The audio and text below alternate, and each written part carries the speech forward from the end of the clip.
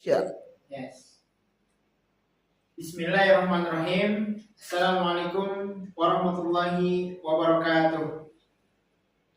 Perkenalkan, nama saya Ahmad Jasrudin, mahasiswa STAI Dr. KZ Mutakin. Sekarang saya berada di semester 7 dan lewat video ini saya akan memenuhi tugas ujian tengah semester di mata kuliah di semester 7 dan saya akan menjawab beberapa soal dari soal-soal UTS tersebut. Yang pertama ada perbedaan pengawasan, kontrol, dan supervisi pendidikan.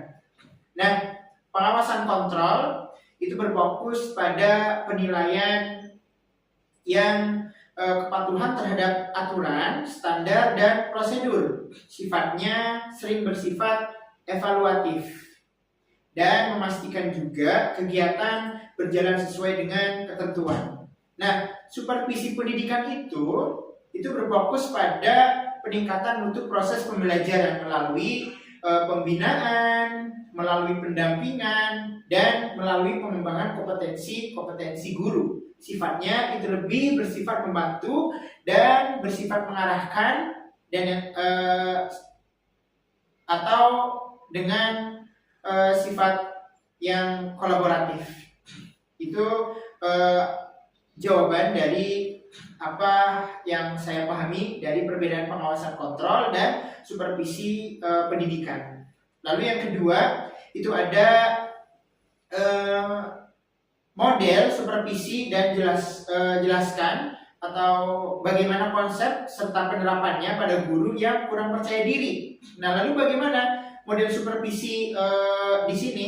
Yang pertama ada model supervisi klinis, yaitu proses supervisi yang sistematis melalui tahap perencanaan atau melalui tahap observasi dan pertemuan balikan atau feedback. Nah, penekanannya pada dialog profesional atau penerapan pada guru kurang itu pada guru yang kurang percaya diri itu supervisi bekerja secara sportif, fokus pada kekuatan guru dan mengurangi rasa takut dinilai gitu. Nah, memberikan umpan balik atau spesifik dan praktis itu serta membantu guru juga merancang perbaikan kecil, namun ya bertahap. Model ini juga akan efektif karena sifatnya itu individual dan empatik. Itu jawaban dari model supervisi. Lalu yang ketiga itu ada teknis supervisi yang paling efektif. Bagaimana kita bisa mengobservasinya, itu bagaimana yang paling efektif untuk supervisi. Nah, di sini ada observasi kelas contohnya. Nah, bagaimana observasi kelas tersebut? Nah, observasi kelas tersebut itu melalui teknik efektif atau memberikan data nyata tentang proses belajar mengajar. Contohnya pada Mapel Bahasa Indonesia, supervisor itu mengamati kegiatan membaca, pemahaman, atau tantangan. Nah, guru merasa diawasi sehingga cemas. Solusinya itu supervisor melakukan pendekatan awal yang humanis, contohnya menjelaskan tujuan, lalu untuk pengembangan serta menggunakan instrumen observasi yang sederhana. Agar apa? Agar tidak mengganggu juga jalannya pembelajaran di kelas. Itu bagaimana observasi yang efektif. Salah satunya adalah melalui observasi kelas. Lalu yang keempat, ini bagaimana konsep menganalisis kebutuhan dan nilai-nilai literasi yang rendah lainnya. Nah, melalui ini itu adalah analisis kebutuhan yang menurut saya itu tepat. Apa itu analisis kebutuhan? Itu adalah proses yang mengidentifikasikan kesenjangan antara kondisi ideal dan kondisi nyata.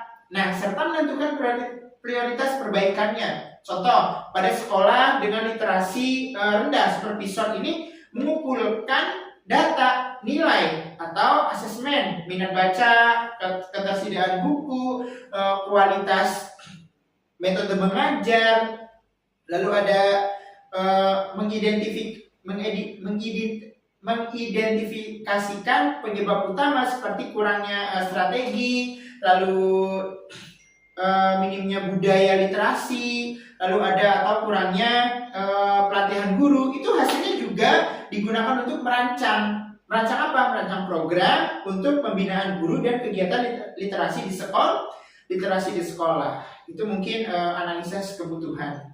Lalu di soal kelima itu ada perbedaan supervisi akademik dan non akademik ya. Nah, supervisi akademik itu fokus pada pembelajaran atau kompetensi guru dan kurikulum yang ada di sekolah tersebut dan penilaian. Itu supervisi akademik. Lalu supervisi non akademik itu apa? Yaitu fokus pada manajemen sekolah, disiplin siswa, fasilitas, sarana prasarana, layanan administrasi dan iklim di sekolah tersebut. Contohnya, situasi yang nyata, pembelajaran efektif itu akan sulit berjalan jika ruang kelasnya itu kotor atau jadwalnya berantakan, jadwal pengajarannya, ya. Nah, sebaliknya, fasilitas tersebut itu akan terpenuhi, ya, jika kita melakukannya dengan baik. Lalu di yang terakhir, di peluang atau manfaat dan tantangan supervisi digital. Di sini saya akan menjawab. Nah, peluang dan manfaatnya yaitu monitoring pembelajaran itu lebih fleksibel dalam melakukan supervisi digital ini. Contohnya dokumentasi itu lebih mudah, atau video, membuat laporan seperti yang kita lakukan di PPL di bulan-bulan yang kemarin itu sudah kita lakukan. Komunikasi supervisor itu guru lebih cepat sehingga memungkinkan pembinaan jarak jauh.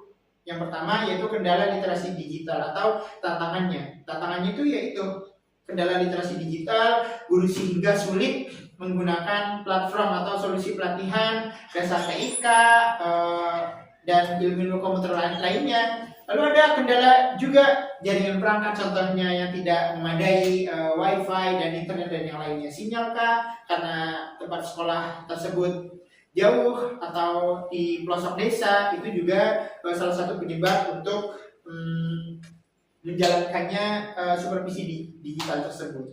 Mungkin ini yang bisa saya paparkan, yang bisa saya jelaskan dari soal-soal yang ada. Mungkin itu, kurang lebihnya saya mohon maaf apabila ada salah kata, salah ucap, atau salah kalimat, bahkan salah pendapat. Saya mohon maaf sebesar-besarnya. Wabillahi taufiq wal hidayah. Wassalamualaikum warahmatullahi wabarakatuh.